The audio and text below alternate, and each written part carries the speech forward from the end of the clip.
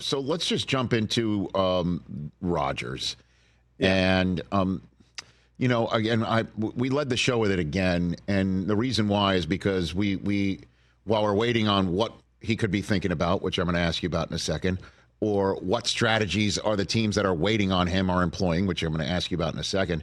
We did get some insight on what one of the teammates that he could be hooking up with, if he chooses the Steelers, has to say about him waiting. And it's a fellow graybeard and a fellow, what I believe, future Canton guy, and a guy that you know well, and Cam Hayward. Walter Payton, Man of the Year, had this to say about potentially recruiting Rodgers on his podcast. I ain't doing that or darkness retreat. I don't need any of that crap. Like, either you want to be a Pittsburgh Steeler or you don't. That's simple. That's the pitch. Like, if you want me to recruit, that's the recruiting pitch. Pittsburgh Steelers. If you want to be part of it, so be it. If you don't, no skin on my back.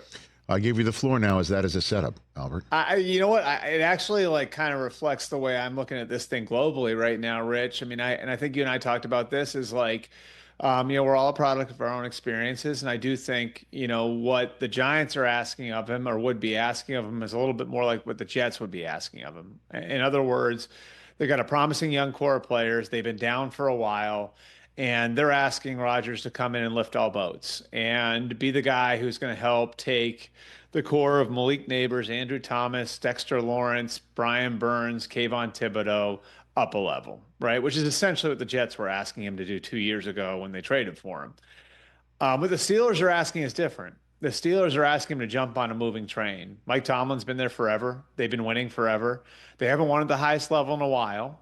So it's not like, he'd be going to a program that's been winning championships lately. But, really, I think when you look at the Steelers situation, he wouldn't be a change agent. He'd be the guy who'd be going in to put them over the top. And there are some guys that I think are as close to his contemporaries as you're going to find in the NFL. TJ Watt's going to be 31. Cam Hayward's obviously been in the NFL. I think this would be his 16th year. Am I right about that? I think it's 16 years for him, or close 15, to it, somewhere in there. Yep. Yeah, somewhere in there. And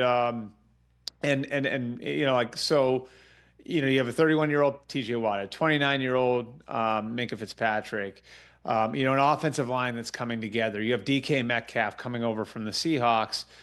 Really, I think it's going to, in some ways, and this is presuming, Minnesota doesn't fully throw its hat in the ring, which is still possible. But if it's the Steelers or the Giants, you're either, asking him to do something similar to what he did before in the same city in New York, or do something different in Pittsburgh, which is, we don't need you to be Superman. Just come in and be the final piece. So how which does, I think reflects what Cam was saying there, no, right? Sure. Which is mean, what he's reflecting is a man who's got the same amount of gray on his beard as Rodgers, and a window closing as much as Rodgers is, right? And waiting for Aaron to at least say yay or nay, and the longer that it goes, I think it is.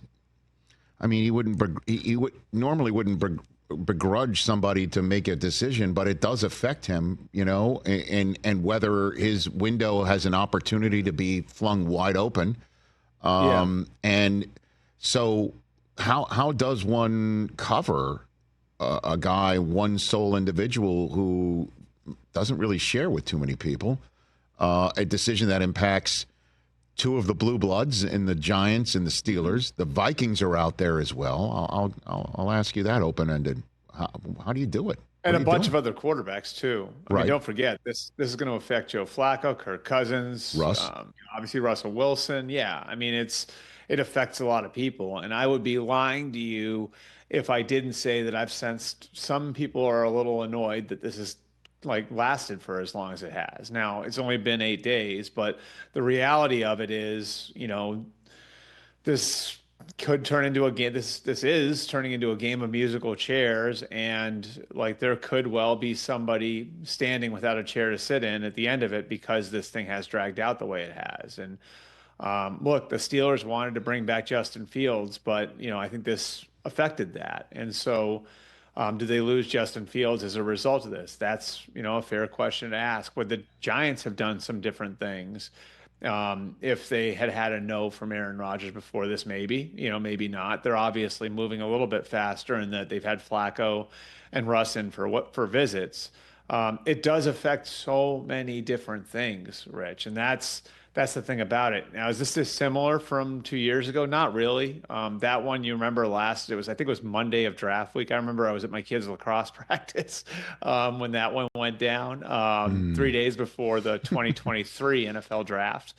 But that one was really being dictated by the teams. Like that one was the Packers and the Jets trying to find some middle ground and work out terms of the deal. This is being controlled only by Aaron Rodgers. And, at this point, I hate to use this word, but like it does feel like the teams are a little bit in the dark. So what is based on your knowledge of his thought process? Is it retirement or one or the other? Or if the music does stop and one team removes the chair because they're not waiting anymore, does that affect what he's thinking? Or he's just like, I don't know. Yeah. I mean, or he doesn't think that midnight is now. It could even be in the summer, post-draft. Yeah. Right? I mean, well, I tell you what I know. What I know is that he told the Jets he plans to play. In their discussions before they decided to move on. He did say that he plans to play in 2025. I think a big part of that is the human nature piece, which is he don't want to go out the way that he went out last year, which was part of, his reasoning for doing all the work coming back from the Achilles. He didn't want to go out like that the year before. So, I think he's motivated to play. I think he can still play. I think the idea that he's done is way overstated. Is he what he was 5 years ago? Maybe not, but, I think he's like the people I've talked to who have actually evaluated him, who've actually studied him, like do believe like he's a really good option for someone at quarterback, even at his age. What I can't do for you is I can't crawl inside his head and tell you where his psyche is now after looking at the situations available to him. And, I think he would have been pretty motivated to play for the Rams. Like if the Rams had moved off Matthew Stafford, I heard he actually would have been willing to go to the Rams at a cheaper rate. Obviously, that would have been pretty convenient for him because he lives in Malibu. But I can't say with certainty exactly what he thinks of the Steelers situation, exactly what he thinks of the Giants situation. If it was the Vikings, I think that might make it a little easier because I think they're the best situation for any quarterback out there, JJ McCarthy included. I think that the $1 million question is what he thinks of the Steelers and what he thinks of the Giants, and that'll dictate his next move, obviously. Again, barring the Vikings, coming in and making a move, which again I think is still possible. Okay, so what can you tell me the Vikings thinking right now? Yeah, so the discussions they've had, and you and I have talked a lot about like where JJ's at. Like lost some weight during the rehab and, like went through the 2 surgeries, the second surgery, more of a cleanup, lost 4 months of on-field development time. They got a 14-win team. That's not a rebuild. I think Kevin O'Connell and Kwesi and all the guys there are trying to give a roster that's in position to win right now the best possible situation they can at quarterback. And in doing that, they made an offer to Sam Darnold to stay. They made an offer to Daniel Jones that was competitive with the offer that he got from the Colts to stay. In both those cases, I think the presence of JJ McCarthy pushed the players out of there. Sam Darnold saw like the chance to be a multi-year starter in Seattle that didn't really exist for him in Minnesota and went. And for Daniel Jones, I think he saw maybe a better chance that he could seize and hold on to the job in Indianapolis and maybe be a long-term answer there than was there in Minnesota. So I think here's the question then, and I think this is the question that the Vikings are pondering is, are you willing to press pause on the JJ McCarthy era for a full year? Because you and I both know bringing in Aaron Rodgers is different than bringing back Darnold or bringing back Jones, where you could get a month into the season and decide to go to JJ. Like that can't be part of the plan with Aaron Rodgers, right? Mm-hmm. So you are legitimately pressing pause on the JJ McCarthy era if you do that. And how does JJ take that? So I think these are all pieces of the discussion, because the context of bringing in Aaron Rodgers would be so much different than the context of bringing back a Sam Darnold or bringing back a Daniel Jones. Catch the Rich Eisen Show live weekdays from 12 to 3 p.m. Eastern on Roku Sports Channel in the U.S.